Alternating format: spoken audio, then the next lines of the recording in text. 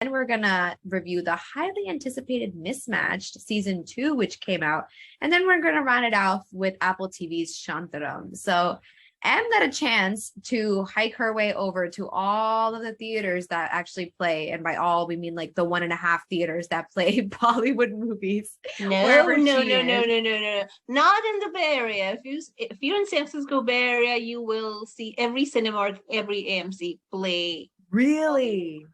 So, mm-hmm. I love that for you. So that means you got a chance to watch Dr. G anywhere. How was that? What was it about? Fill us in on all the Okay. details. It is an Ayushmann Khurrana movie, guys. And, when it's an Ayushmann Khurrana movie, guys, you know what to expect. There's a guy with a serious problem, and his problem gets sorted out with a social message. That's exactly what happens in this movie as well. Though I think the take on it is less preachy. It's a story of this guy. His name is Dr. Uday Gupta, and he has to pick up a specialization for his master's, and he wants to be an orthopedic surgeon. But he doesn't get the entrance into orthopedics. And everywhere that he tries to go, and he lives in Bhopal, that city, and in surrounding areas, he tries his best to get into orthopedics, but all he gets is gynecology.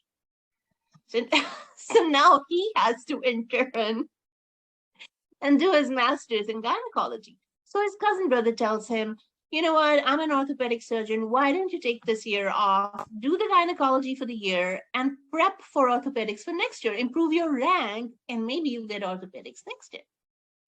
So he decides that, okay, I'm really not interested in gynecology because how can I be a doctor of something that I don't have? So his peers and everybody else tells him, the top gynecologists in this country are men. What are you even talking about? And he's like, he's super biased. He hasn't thought about situations he's not ever been in.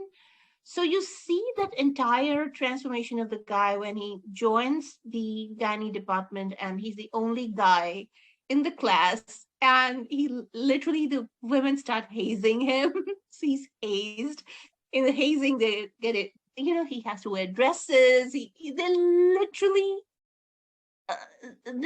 make his life horrible. He is crying for help. They take it out on him, but they also teach him.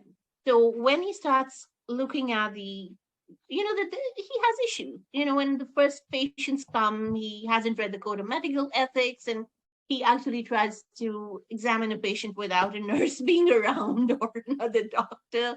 And that becomes a big code of medical practices ethics issue.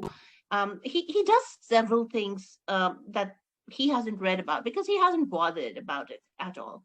But as and when he starts looking at the job that he's doing and how he is making people's lives better by, he starts appreciating gynecology a lot more.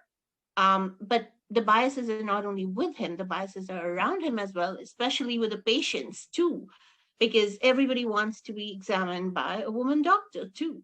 So he thinks he'll never be able to practice as a gynecologist, and he's super, super miffed about that.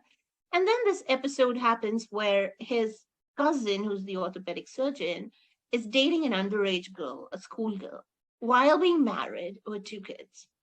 And that underage schoolgirl, gets pregnant.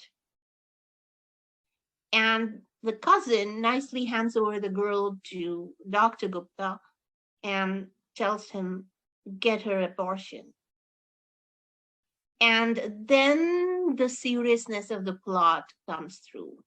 How he help her? How does his mother become a very big proponent of helping him understand a lot of things? Because his mother is on Tinder and she's dating men, and she's on a date, and the guy just can't take it, his mother having a life.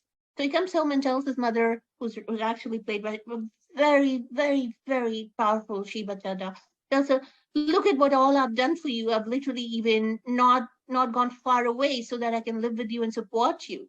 The mother turns around and says, look at what I have done for you, and never said anything. I was left with you, and your father died while you're still in my stomach. I didn't abort you. I kept you. So she actually she actually makes him understand how he is biased.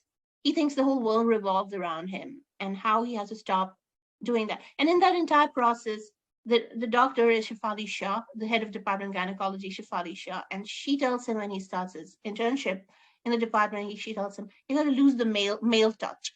So throughout the movie, he doesn't understand what is it. If I lose the male touch, how will I be a man? But finally, towards the end of the movie, he loses the male touch. He starts thinking from the point of view of the patients as well.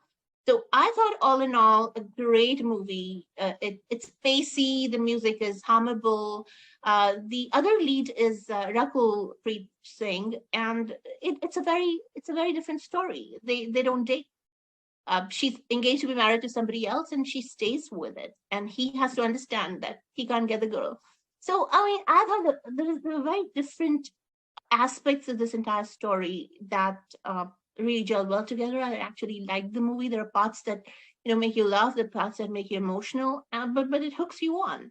All of 2 hours and I think 8 minutes, you will have a good ride with this movie. Dr. G, playing in theaters right now and soon on Netflix.